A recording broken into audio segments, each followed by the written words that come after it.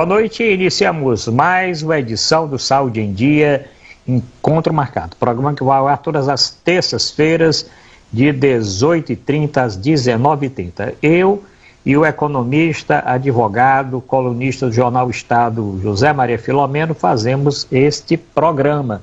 E hoje temas importantes.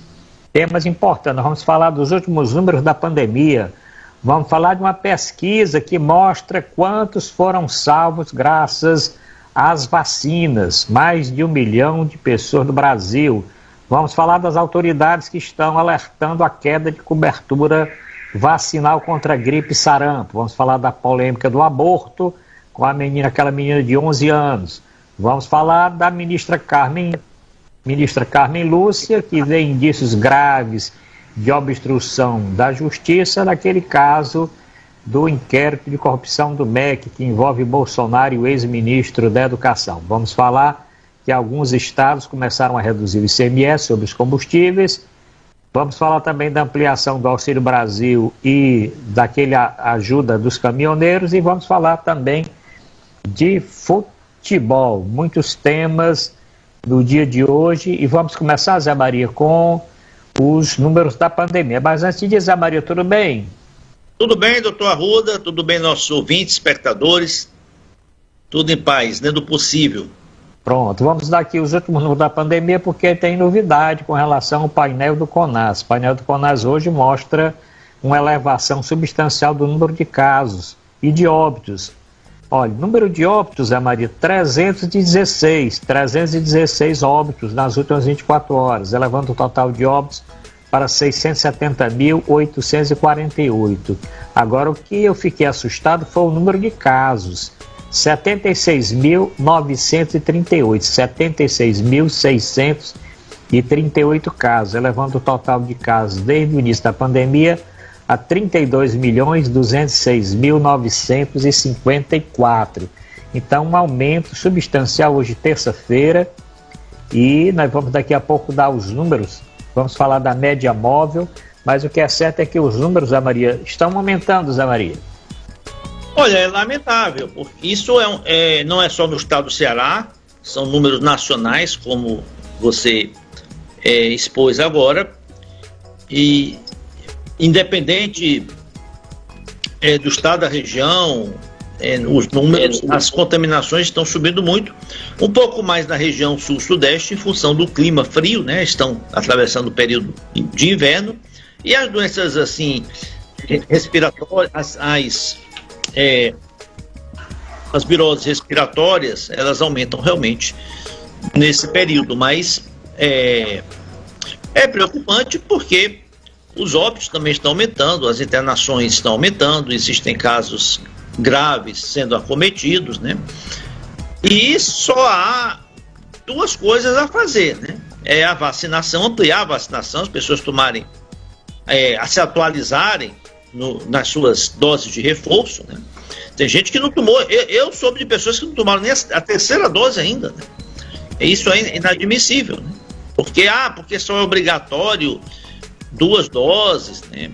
O protocolo só era esse, só é exigido 2 para você estar em dia com o passaporte de vacina. Olha, você não tem que tomar dose, não é para poder entrar em determinado local, viajar. Você tem que tomar dose para se proteger de você não ser contaminado, né? Então é importante que as pessoas, a partir dos 40 anos, você já pode tomar a 4ª dose, né? Então é importante que a pessoa tome logo, né? Lógico, se você não tomou nem a 3ª ainda, você não vai tomar a 3ª e a 4ª no intervalo de poucos dias, né? Realmente não faz sentido, né?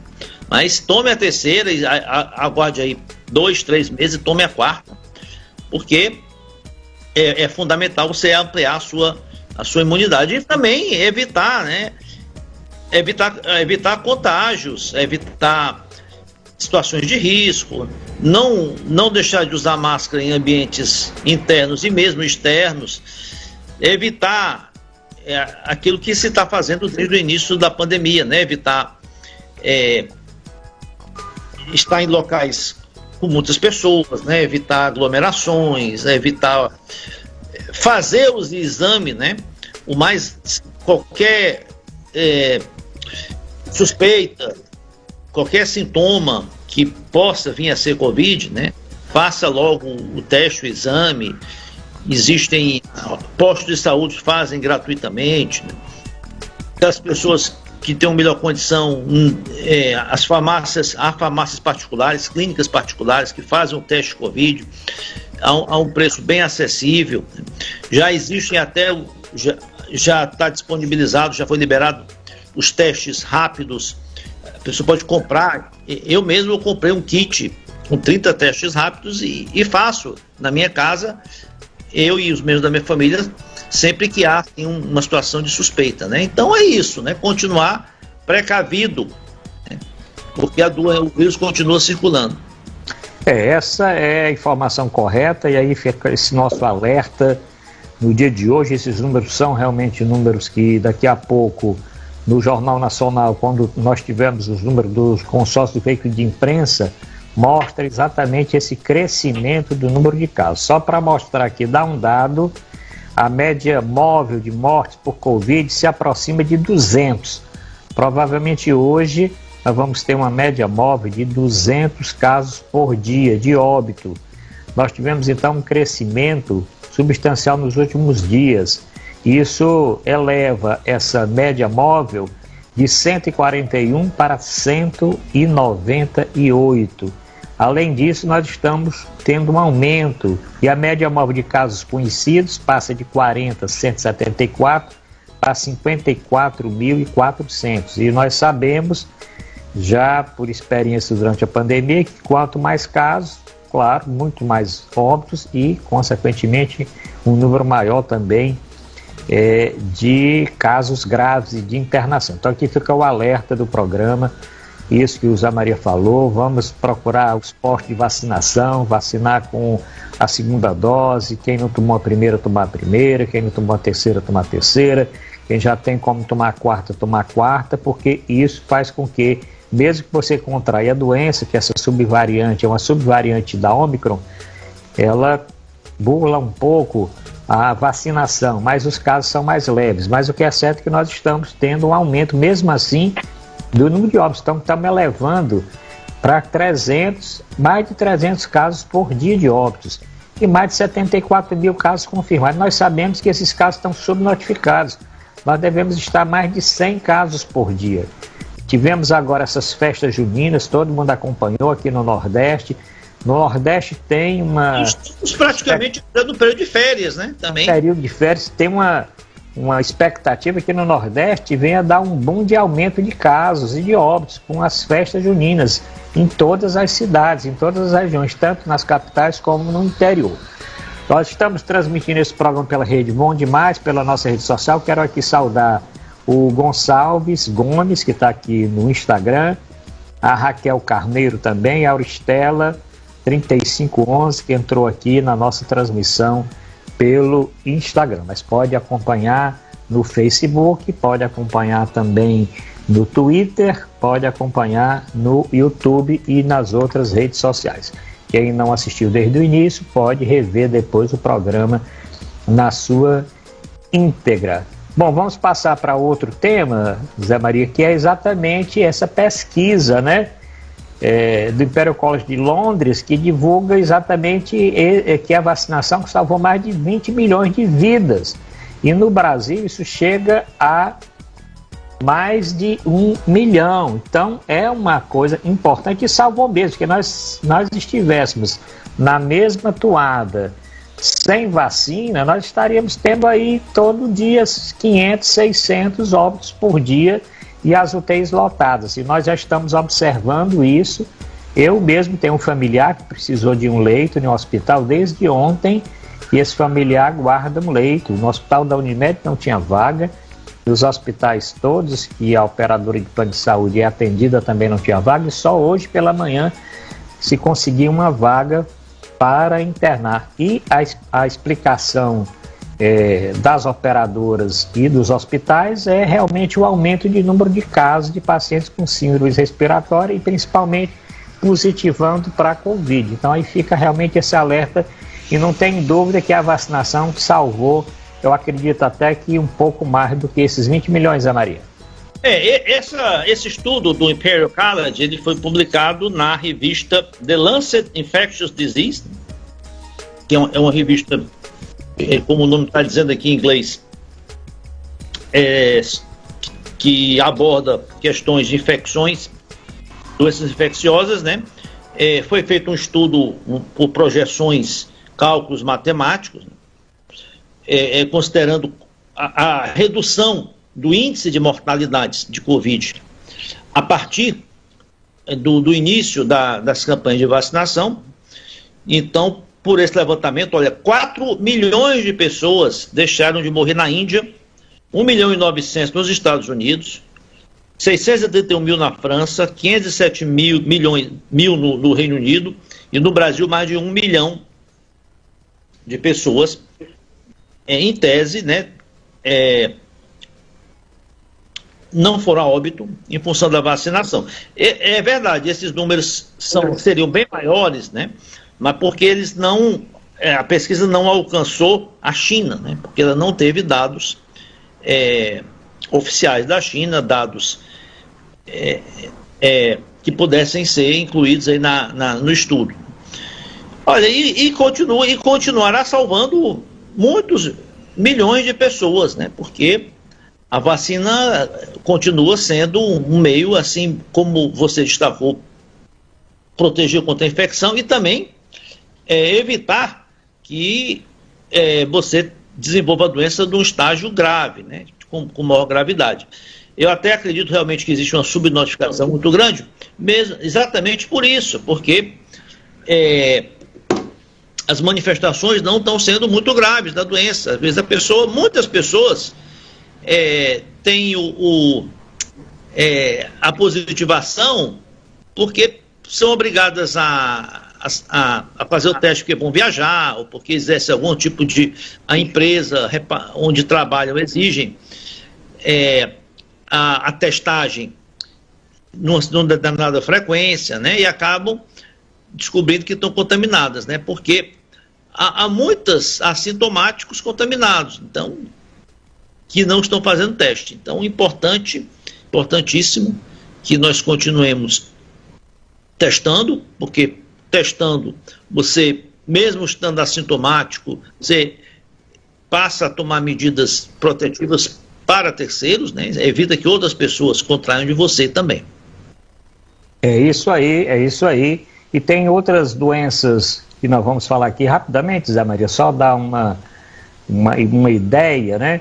Com relação à vacina da varíola dos macacos, o número de casos no mundo já ultrapassa 3.400 casos em todo o mundo da varíola dos macacos. Nós conversamos em outras semanas a respeito disso. Então, isso é um dado oficial da Organização Mundial da Saúde desta terça-feira.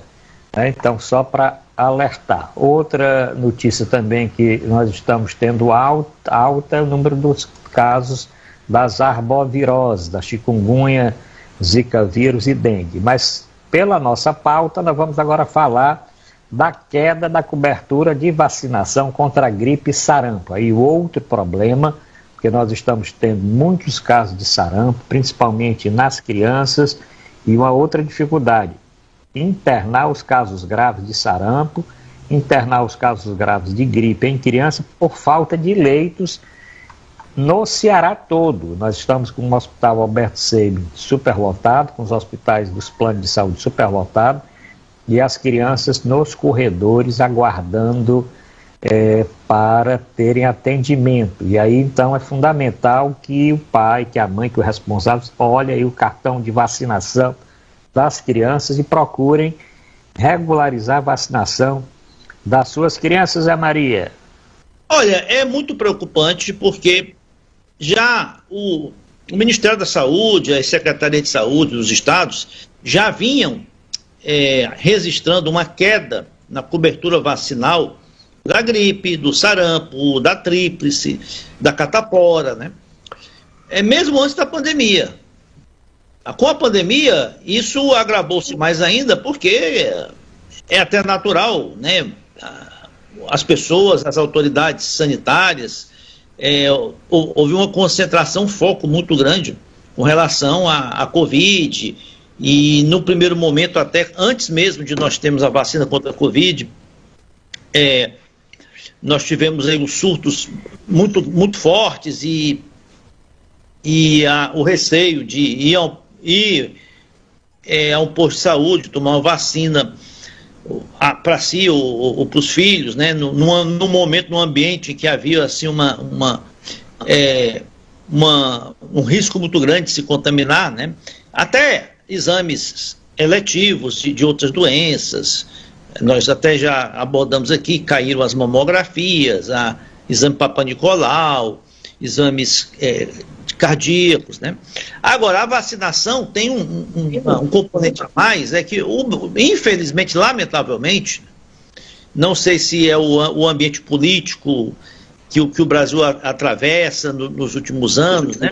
Mas começou-se a se proliferar aqui no Brasil aquelas ideias anti-vacina, né? Que tem nos Estados Unidos, que tem em alguns países, né? Pessoas que começam a difundir pensamentos totalmente negacionistas, né?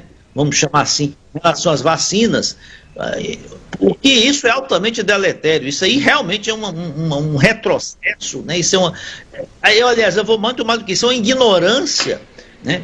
E muitas vezes parte de pessoas esclarecidas, bem informadas, têm acesso a informações, a conteúdos, né? Mas se atrelam a essa ideia idiota de que as vacinas não têm eficácia, que as vacinas, contrariamente ao que elas se propõem, elas provocam as doenças, né? Então isso é muito perigoso. As coberturas caíram muito, né? Cobertura contra sarampo, que era mais de 80%, esse agora ano de 2020, 2021, fechou abaixo de 50%. A cobertura contra a vacina da influenza, que era mais de 70%, já está em torno de 40%. Né? Isso e isso está refletindo do aumento do número de casos, né? E que tem levado, né, a falta de leitos nos hospitais. Pois é, isso aí então fica esse alerta, e existe todo esse movimento político mesmo. O Brasil, ele é notório a sua capacidade de vacinação. Vacinação no Brasil sempre é acima de 95% de cada vacina.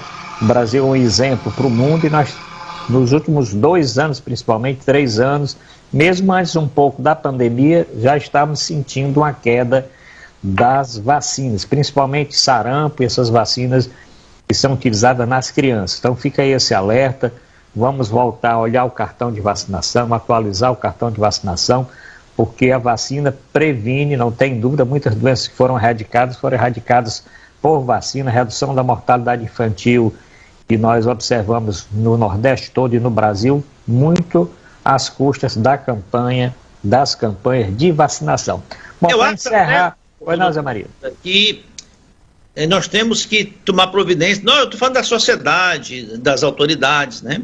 Para poder combater essas campanhas anti-vacina que estão se proliferando, né? Essas pessoas que são verdadeiras...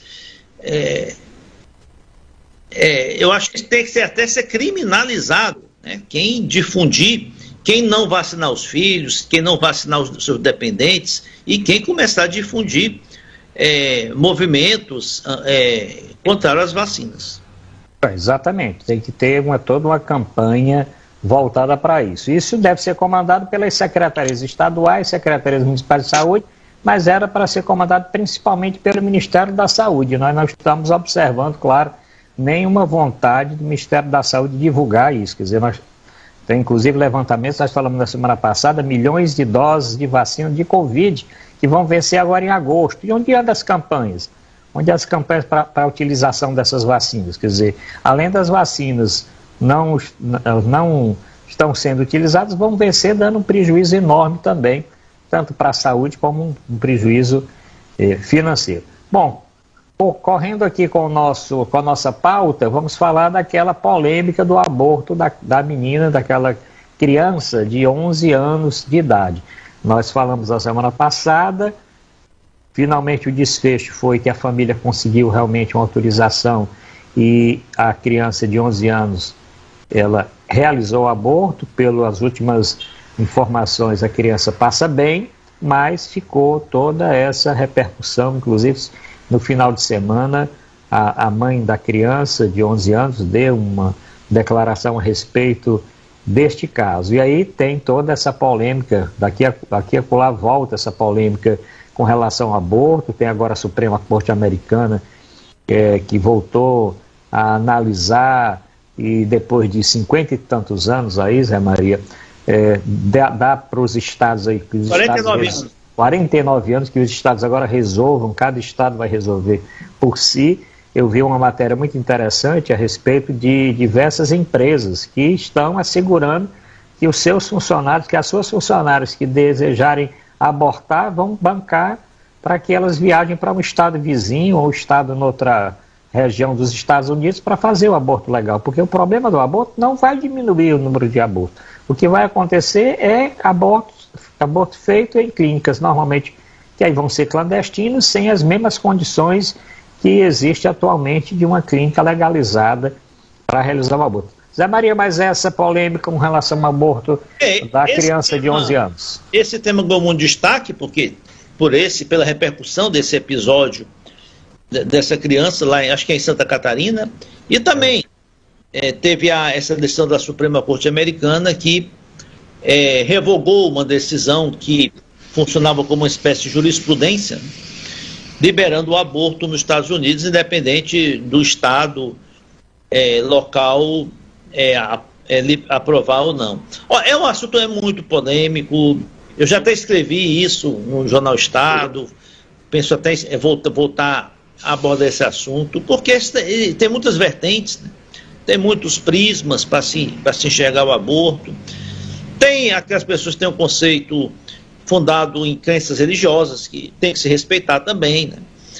Existe a questão jurídica, né? Geralmente nós advogados nos atemos mais ao que a lei, né, local prescreve, até onde ela considera legal o aborto. Tem a questão médica, né? Mesmo dentro da questão médica, existem vários ângulos para se enxergar, né? Tem profissionais da medicina que não aceitam o aborto por uma questão de princípios éticos e que a medicina não pode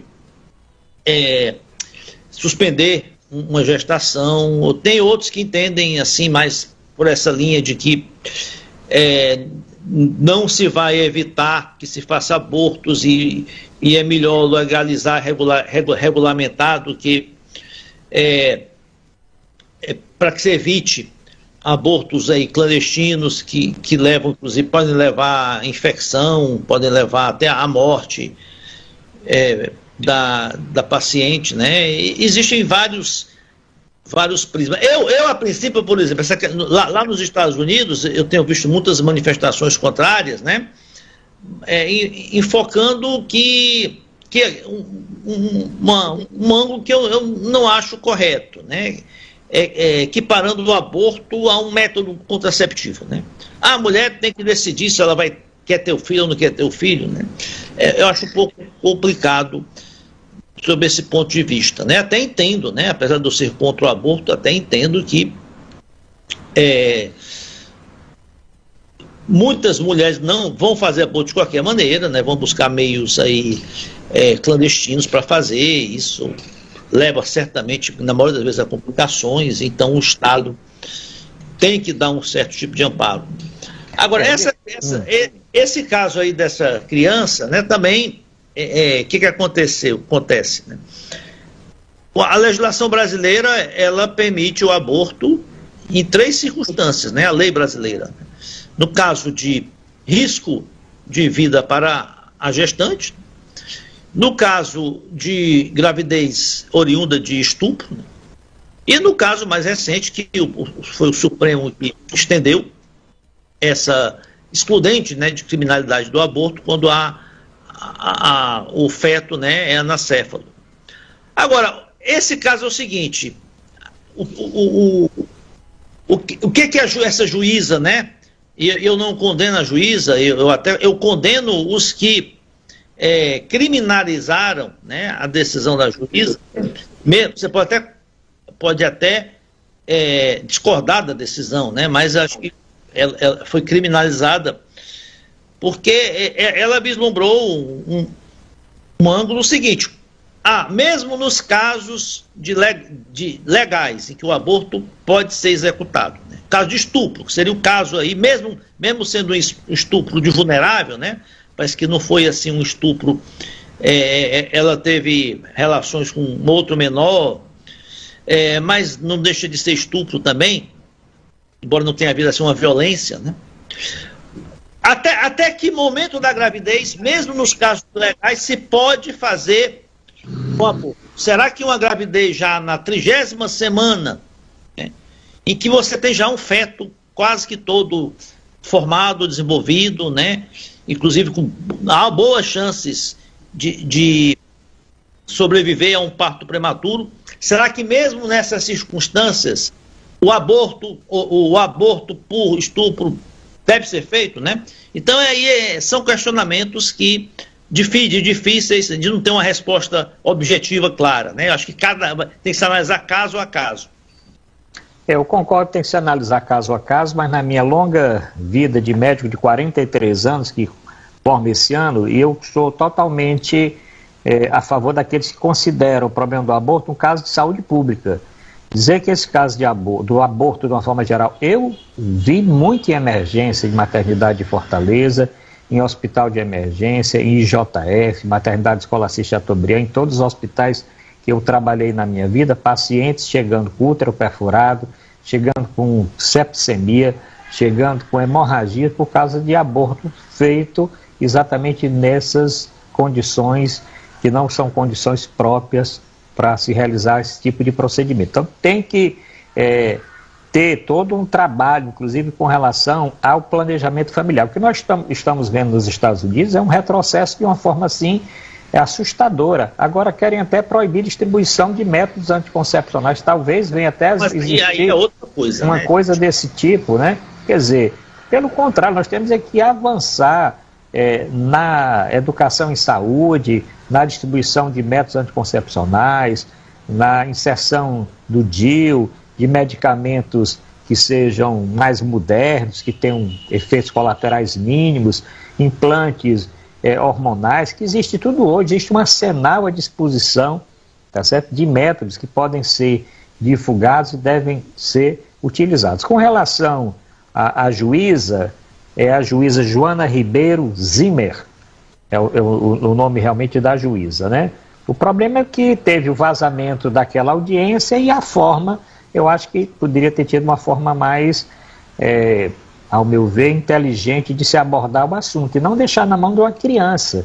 Ali podia ter um trabalho com a mãe, inclusive, olha, a senhora e tal, uma criança de 11 anos tem discernimento para saber se pode ficar mais 2 semanas grávida, se não pode ficar, não tem condição de saber isso, não tem condição de saber. Então é um caso que nós vamos discutir muito nas próximas semanas, nós vamos discutir muito nos próximos meses, porque essas manifestações vão acontecer ainda, esse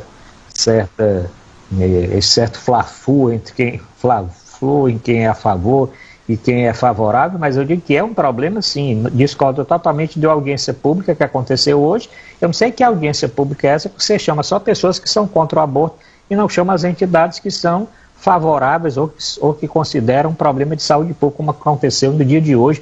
Inclusive essa juíza foi chamada, ainda bem que ela teve o bom senso de não comparecer. Onde foi? Audiência pública? No Ministério da Saúde, uma audiência no Ministério da Saúde para falar sobre... Ou foi... Deve ter sido virtual.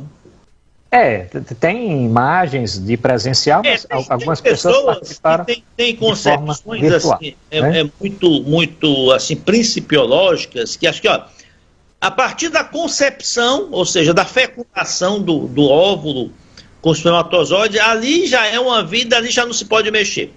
Aí eu sou contra, aí eu acho que aí é de um exagero. Esse tipo de pessoa, tem pessoas, tem movimentos que são contra a pílula do dia seguinte, né? E eu até considero um método contraceptivo pílula do dia seguinte, porque a pílula do dia seguinte, muitas vezes, ela já provoca assim, um aborto a finalidade é essa, inclusive, né? Do embrião, mas é antes de chegar ao útero, né? Tem o DIU, né? O DIU que é um dispositivo intrauterino que muita gente acha que já é um aborto. Mas não é, né? Porque evita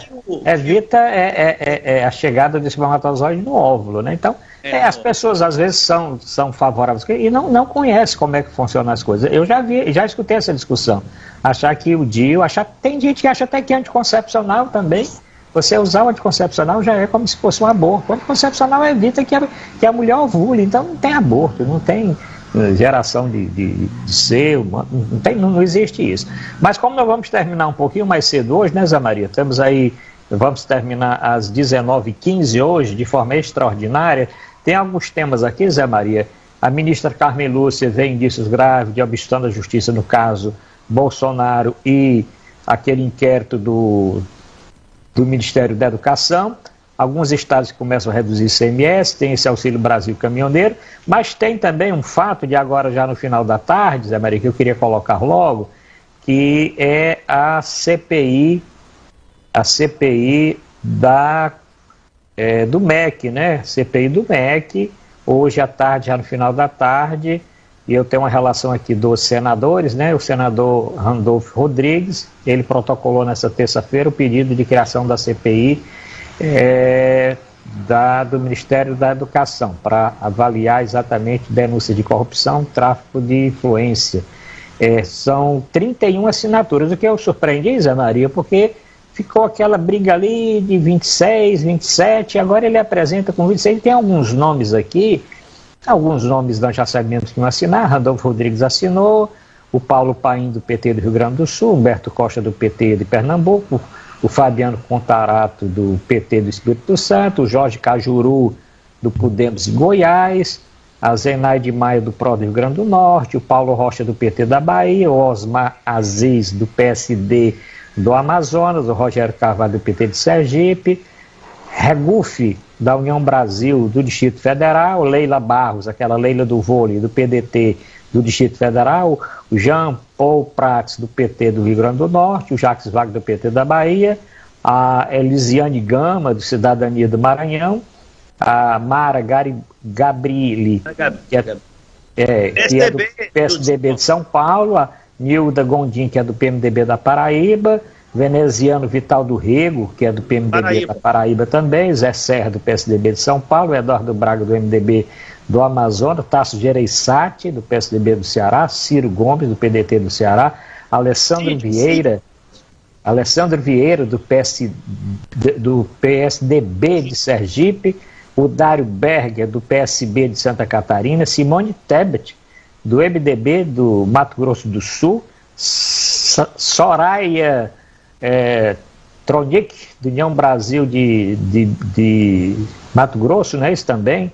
Essa é bolsonarista, essa é a única que eu estranhei até agora, porque essa daí é bolsonarista. Pois é, Rafael Tenório, do MDB de Alagoas, Isalci Lucas, do PSDB do Distrito Federal, Jordano, do PMDB de São Paulo, Marcelo Castro, do PMDB do Piauí, o Confúcio Moura, do PMB de Roraima, e o Jarbas Vasconcelos, do MDB de Pernambuco, somando tudo 31. Então vai ser muito difícil retirar aí 4 assinaturas desse quantitativo aqui. Eu acho muito difícil, aí vai depender de como o presidente do Senado, o Rodrigo Pacheco, que uma hora diz uma coisa, outra hora diz outra, ele, com relação à criação dessa CPI, Zé Maria.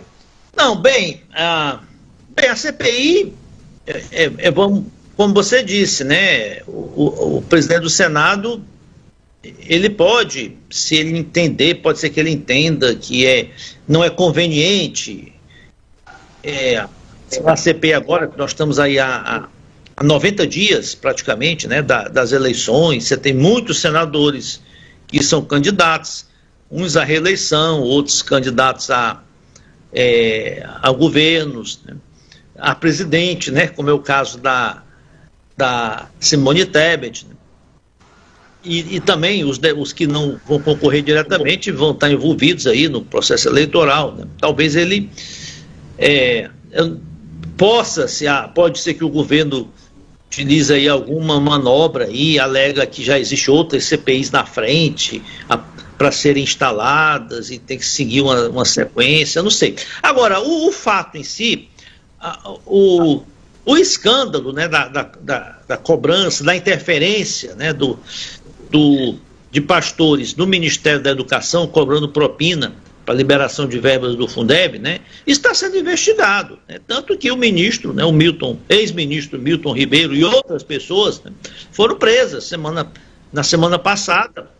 Ele já foi liberado, não sei se os outros foram, né, mediante um habeas corpus, mas as medidas, os atos judiciais estão sendo executados, né, prisão, busca e apreensão, colheita de provas, depoimentos, né, outros pastores também, acho que foram presos, né.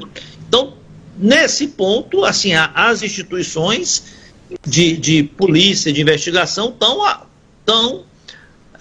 parece-me que estão levando adiante a investigação. Agora, o que surgiu de novo nesse contexto, né, não nos desvios em si, não no mérito do processo, mas foi a notícia de que, dentro das interceptações telefônicas do ex-ministro Milton Ribeiro, né, tem uma comunicação, um diálogo dele com a filha, diálogo bem falado, não é nem escrito, né? Uhum. Ele revelando que foi alertado pelo presidente da República de que poderia ser submetido a uma busca e apreensão, né? Se o presidente disse que tinha informação ou tinha pressentimento, é a mesma coisa. O sentido, o que vale é o sentido, né? Você diz que é pressentimento. Olha, o presidente da República, que é munido por diversos órgãos de informação do governo, né? De tudo que acontece no governo e fora do governo, o presidente da República tem informações a todo momento privilegiadas, aprofundadas, né? Então, quando ele dizer que tinha pressentimento, acho que foi só uma maneira de dizer que, olha, tome cuidado aí que vai chegar uma busca e apreensão para você. Isso é uma clara, evidente interferência, né? No processo policial, no inquérito, né? No processo judicial, né? Pode-se até classificar como obstrução de justiça. Isso é um crime de responsabilidade, né? Que pode levar até o impeachment do presidente. É um dos, né? Um das infrações, né, que se capitulam como impeachment. Tanto que a ministra Carmen Lúcia, né, deve ter tido acesso, houve uma provocação, ela deve ter tido acesso a esses diálogos e mais. Esse diálogo, isso é só que vazou na imprensa, mas a Polícia Federal deve ter mais material sobre isso, até tanto que o delegado, né, do caso já disse revelou que há fortes indícios de envolvimento do presidente. E isso é muito mais sério, né, do que o caso em si. E eu acho até que isso motivou algumas assinaturas, né, Zé Maria? Sem dúvida. Só a prisão já motiva. Aqui no Brasil a gente sabe que aqui tem tanto escândalo, acontece, todo dia é um escândalo novo, E esse caso estava até meio esquecido da imprensa, da mídia, dos debates políticos, né? Reavivou agora com a prisão do ex-ministro. Mas eu não vi o presidente até agora se manifestar, né? Eu não vi ele negando se ele disse, se ele não disse, se ele falou com o ex-ministro, se ele não falou. Né? E outra coisa, né, Zé Maria? Parece que coincide com uma visita dele aos Estados Unidos, a última visita dele aos Estados Unidos, que estava acompanhado do ministro da Justiça, né? Então as pessoas já ficam fazendo essa associação. Olha, ele teve a informação do ministro da Justiça e repassou para o Milton Ribeiro. Sem dúvida, né? E outra coisa, tendo áudio, o negócio já fica mais complicado. E todo dia está aparecendo uma ponta a mais, uma ponta que vai ligando realmente. Atos de corrupção nós já sabemos, desde aquelas licitações para ônibus, para escola, para tudo, depois aquele negócio dos pastores, dos prefeitos. Todo dia surge uma coisa nova. Agora, realmente, essa gravação, principalmente do ex-ministro com a filha, não tem por que o ministro vá dizer uma coisa para a filha que não aconteceu, né? A filha ligou para ali se solidarizar, para ver como é que o pai estava. Se fosse para uma outra pessoa que ele estava com intenção de transparecer, que tinha uma ligação ainda com o presidente, etc., né? Então, ali não tem dúvida que aconteceu realmente a ligação e vai ser isso da prova. Da CPI, eu acredito que de hoje para amanhã outras assinaturas vão surgir, porque quando a CPI já é com um número assim de mais assinaturas, muitas pessoas assinam depois para não ficar também totalmente por fora e os partidos. Não, nós mandamos assinar e etc. Zé Maria, para terminar rapidamente, tem 3 pontos, vamos terminar mais cedo. Alguns estados estão reduzindo o ICMS, né, sobre combustível, no caso de São Paulo, tem uma redução aí pequena nos combustíveis. Vamos colocar logo um combo aqui, uma coisa total aqui. O governo ampliou o Auxílio Brasil, está querendo ampliar.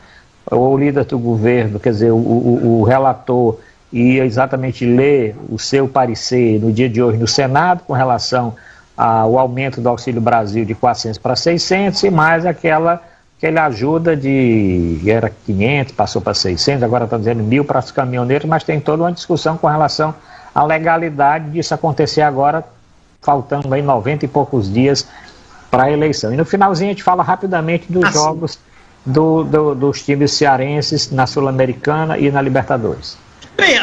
Bem rápido, os governadores, principalmente aqueles que disputam a reeleição, né, que é o caso do de São Paulo, de Goiás, né, acho que o de Minas Gerais também, então meio que querem pegar carona nessa redução do ICMS, né?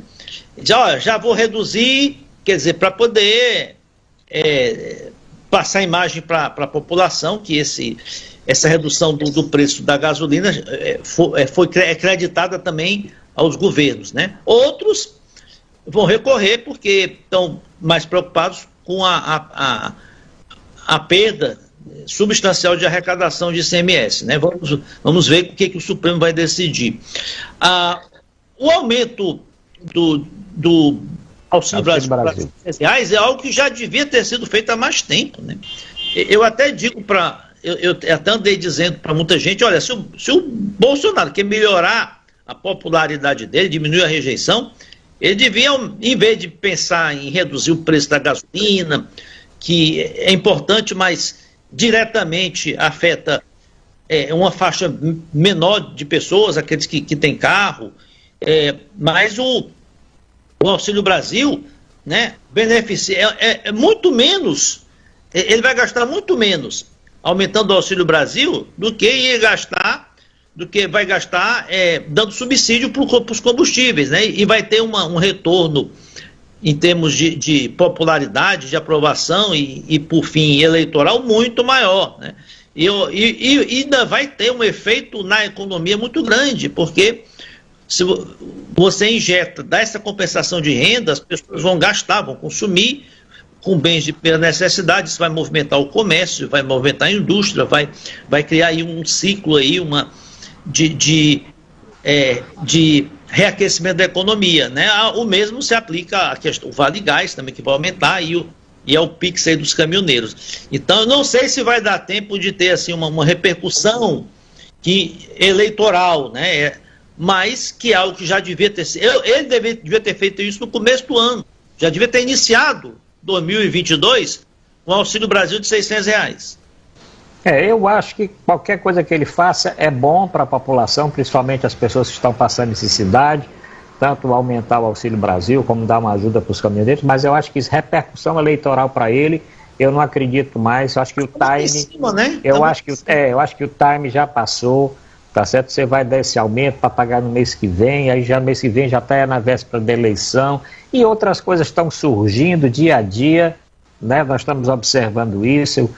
Eu acho que ele realmente, devido a esses aumentos de auxílio Brasil, que ele ainda está se segurando aí nesse patamar dele, senão ele estaria lá disputando com o Ciro lá a segunda vaga, ou com outro que surgisse na terceira via, não tem dúvida. Zé Maria, para terminar, tem 2 jogos importantes e no momento de dificuldade dos times cearenses, né? O Fortaleza estava ganhando de 2-0 e acabou levando uma virada no finalzinho do jogo. O Ceará não está jogando nada, tá certo? Está jogando muito ruim, quer dizer, o técnico teve uma coincidência da contusão do melhor jogador do Ceará e o artilheiro do Ceará, e aí está tentando montar um outro time.